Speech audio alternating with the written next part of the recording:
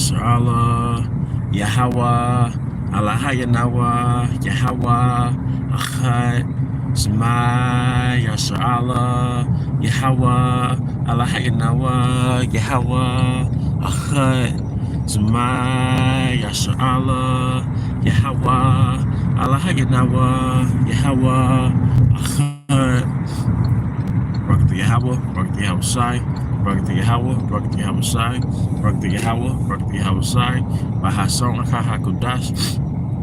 I want to give double honors to our elder apostles and elder bishops of Great Millstone who rule well, as well as peace and blessings, health and wellness to the house of David the elect. I'm Zahar, Spirit Wind Lawyer, and today I want to go into a live stream entitled, He Will Give You Rest From All Your Sorrows. He will give you rest from all your sorrows.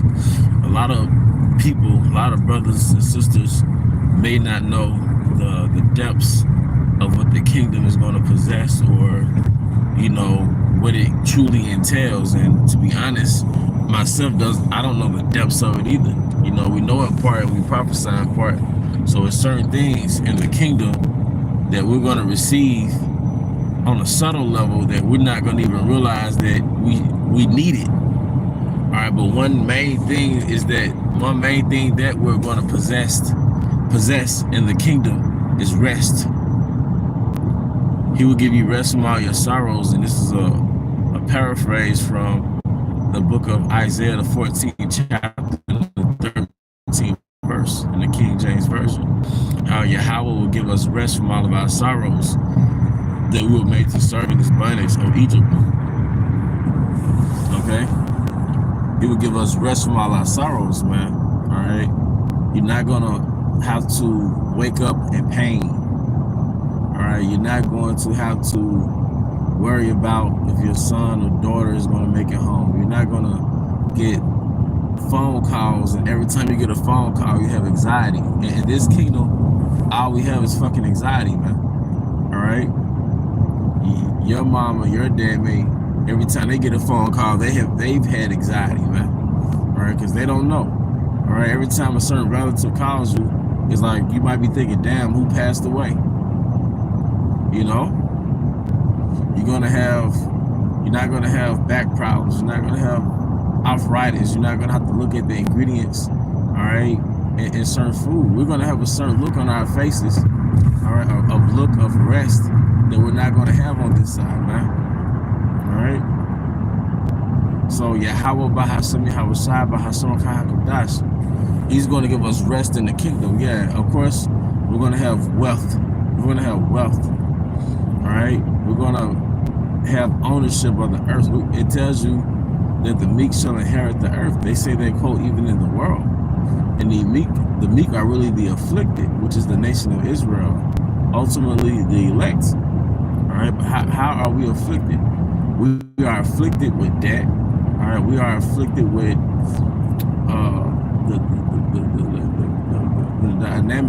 the work dynamic. All right, of being subject to payments. Most of us, we work to pay bills, and that's modern day Egypt. That's bondage. That's bondage. You're bound. You're bound to these bills hanging over your head. That's not natural, man. What you don't understand, all right, is that Israelites, even if they were indentured servants, did not work from the time they were 18 to 65 or 62. All right, your life is not supposed to consist of just working. All right, because like the elder apostle Tahar would expound, an Israelite man would go into indentured servitude at 12 years old. All right, and by the time he's 19, he has accumulated wealth. And that's if you haven't inherited land, to my understanding. All right? All right, because going back to the book of Tobit, all right, when Tobias, which was 14 at the time, and I think the woman was 14, his wife, all right, when they got married, he inherited half of his father-in-law's possessions. And when his father died, he inherited half of his possessions. Or it might have been the reverse. Nonetheless, when he got married, he inherited, all right, his father's possessions, man. His father and his father's possessions, man. Mind you, he was 14. all right? Which would make sense because that's a highly reproductive age. If you have to keep it real with yourself, all right, brother, those hormones is jumping like Jordan, all right, at 12, 14, all right, that's when you hit puberty, all right, even women, you know, they call them fast because they don't take their hormones and put it within a structure like marriage at 14, 16, you know? They might just put you on birth control. And we have something called hyper-individualism. So you tell the average American that they would have an arranged marriage, and they think that you're taking away their freedom to choose their spouse. But look at what that has caused in America, man. It's two elements, it's two mechanisms that fail American culture, man. That fail our people within American culture. One was a woman is no longer to be chaste or a virgin when she so-called gets married. And another thing is we don't have arranged marriages. Arranged marriages is not just something to take away your freedom. It's for the grand scheme of things, man. Because we're gonna arrange marriages, all right, and the groom, all right, is going to inherit wealth from his father and possibly his father-in-law. And now you're already established, man. All right, you see the movie Godfather when they had that wedding, and I think that Sicilian wedding, man, and they had like $50,000 in gifts. Was it the Godfather, or it might have been Goodfellas? But they had like $50,000 in gifts, and this is like back in the 70s or the 50s. You see, I get it mixed up at this point. Nonetheless, there was a wedding, and I remember a particular character saying we have like $50,000 in gifts. A wedding is supposed to be big, man. That's part of nation building. So going back, all right, to this topic, you're not supposed to have to work and then come home and to an apartment or a house. I see a lot of jakes that live in apartments. They sit on the balcony when they get off work because they have to decompress. All right, they're in this little cube that I would call a prison in these apartments, man. They're probably smoking or drinking to decompress. All right. So going back to the nature of how we used to do things, man. Okay, is it like Eve walking out her house with a black and mild? She going into her apartment cursing out her boys, 14, 15, 16, 17-year-olds, just cursing them out. I told you to turn that motherfucking music down, shit. And nobody has rest. Nobody has rest, man. Your job is squeeze the shit out you, man. Your job is squeeze the fuck out of you, like how you, just the same way that Esau within his capitalism, he squeezed the milk out of a cow. Don't you know cows naturally are not pregnant all year? Like no animal is pregnant fucking all year. But in order for a cow to contain milk, they have to be pregnant. So you have Esau, his technology to force pregnancy upon cows, man, even when they're out of season to produce milk. And I'm saying that to say, even Esau, all right, he squeezes energy out of us when it's really time for us to have rest. All right. And one thing I want to go into, I'll be willing, within the next couple of days, is how the Israelite man is only a tool in America. But even Eve, even the Israelite woman, you're not supposed to work. See, with this arranged marriage and this building a nation, all right, within the ways of our forefathers, the laws of our forefathers, Eve doesn't like the thought of being a servant or a helpmeet. God damn it, you are serving and a helpmeet now. Most waitresses are women.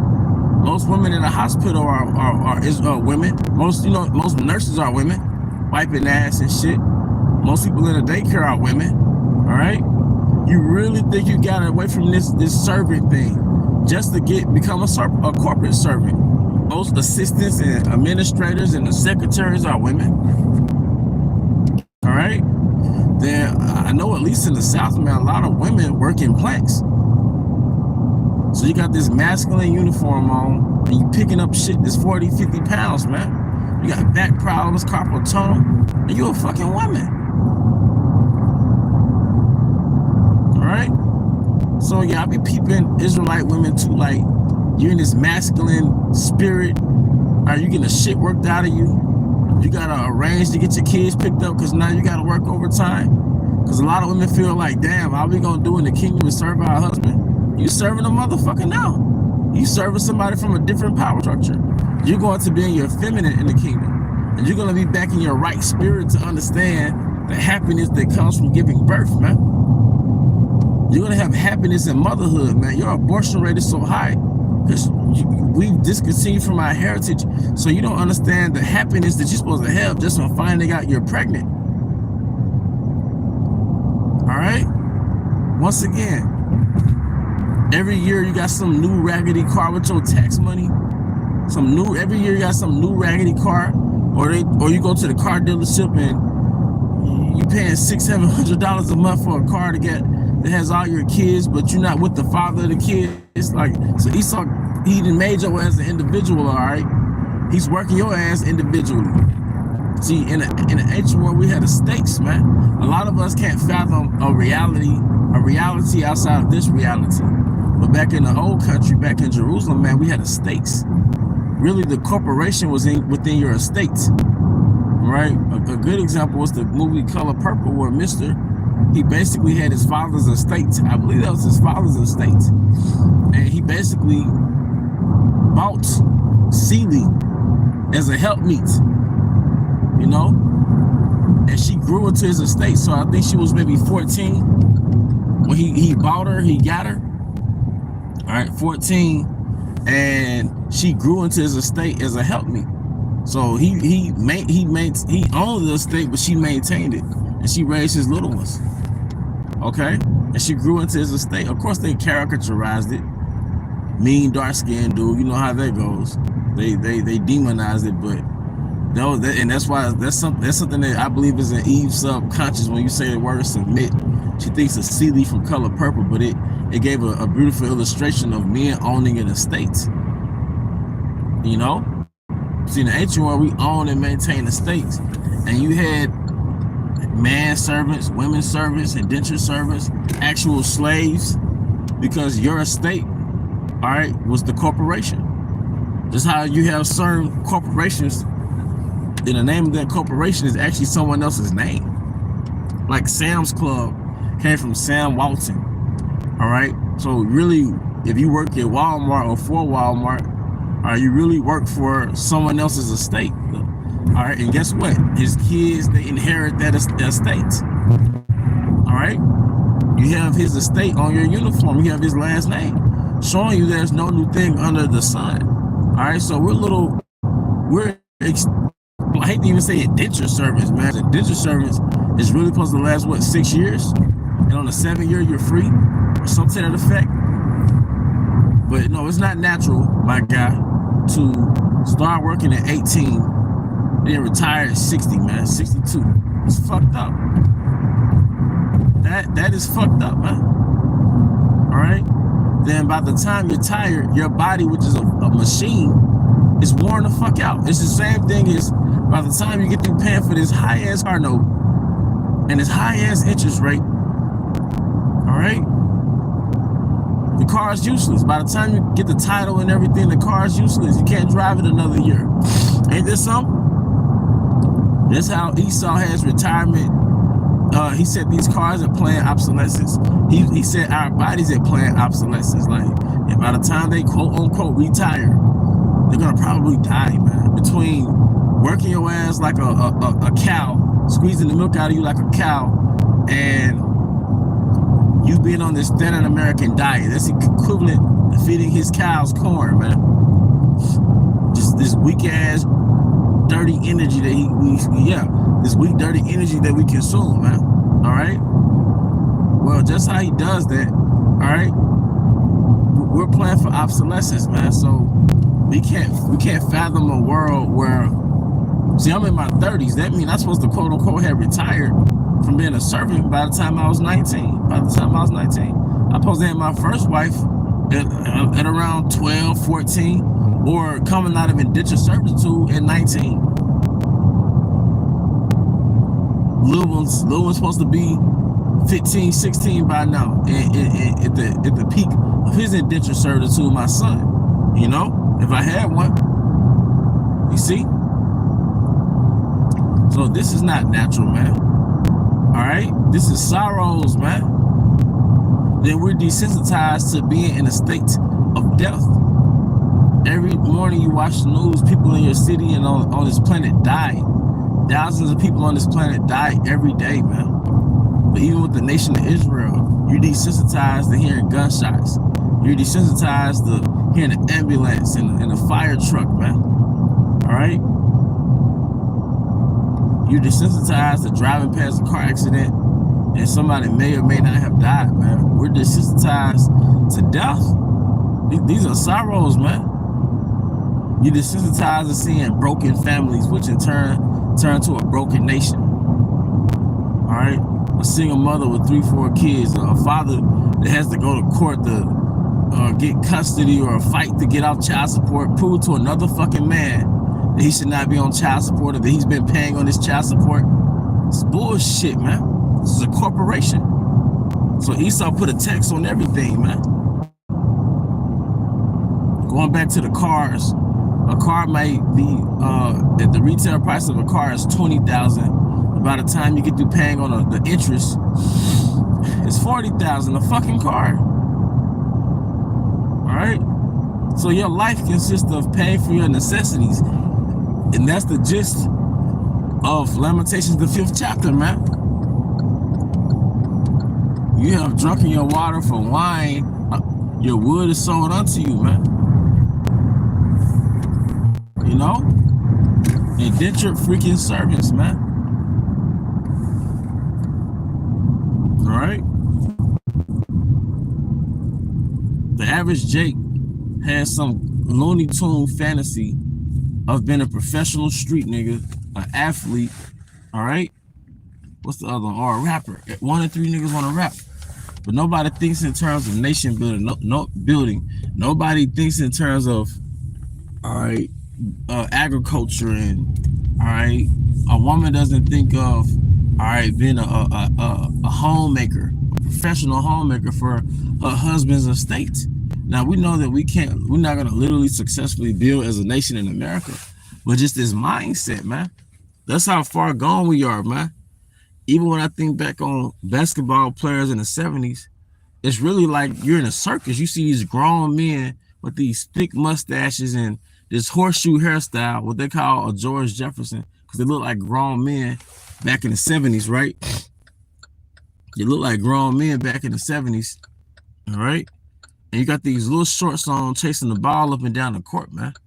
All right, that's captivity. You're in a circus. That's still you being their song. You being their entertainment, man. But meanwhile, your nation is oppressed. Meanwhile, your people are fighting to get treated with a little respect, man. All right? So, you know, we were born and raised in this kingdom, and this kingdom is garbage, but I believe there are a lot of ways in this kingdom that we don't even know that is an abomination. We don't, because we were born and raised into it, you know. Nevertheless, Yahweh Bahashim Yahweh Shai is going to give us rest from these sorrows, man. You're going to have rest. You're not going to wake up in the morning and say, shit, man, fuck. You know how you wake up in the morning and you don't even have enough time to just sort of contemplate or just, you know, get your thoughts together. As soon as you wake up, it's like, shit, man, fuck. You know? Don't let you have children waking you up like, damn, shit, man. You know? And you wake up and then and it takes a couple seconds to gather your reality and gather your consciousness. Then you start to accumulate the different things that you have to stress about throughout the day. Like, damn, I got this bill I gotta pay. Damn, I just got paid and I'm not able to pay this, or damn, I gotta go do this and do that. Man, we're not gonna have that, man. All right, because it's one thing to have a job and you have to work, and it's another thing to have to do it in pain. You know, damn, I got the aches and pains and shit, man. You know, which if you have aches and pains, there's always willow's bark, devil's claw, comfy root, devil's claw, willow's bark, comfy root, arnica, you know. But just this, even in this kingdom, if you're into herbs, man, if it ain't one thing, it's another, man. Right? So, in the kingdom, man, pursuant to Isaiah the 14th chapter, all right? All right? In the kingdom, all right? Yahweh Bahashem Yahweh Shai is going to give us rest from our sorrows, man. Because there's something called a circadian rhythm. There's something called, you know, you waking up when the sun is up and you really shutting it down when the sun is down, man. There's no such thing as overtime in the scriptures, man. There's no such thing as a graveyard shift in the scriptures, man. All right? You know, a city is really like a person. It's supposed to rest at night. You know, so there's not supposed to be just action going on 4 o'clock in the morning, 2 o'clock in the morning within the city, man. Like they talk about, I think it's New York, the city that never rests. Well, city should rest. Jerusalem is going to be the city of rest, man. We're going to have rest in the kingdom, man. All right, but with that, I do hope you brothers and sisters were edified. Once again, I want to give all honor and glory to Yahweh Bahashem Yahushai, Bahashem Rakahakodash.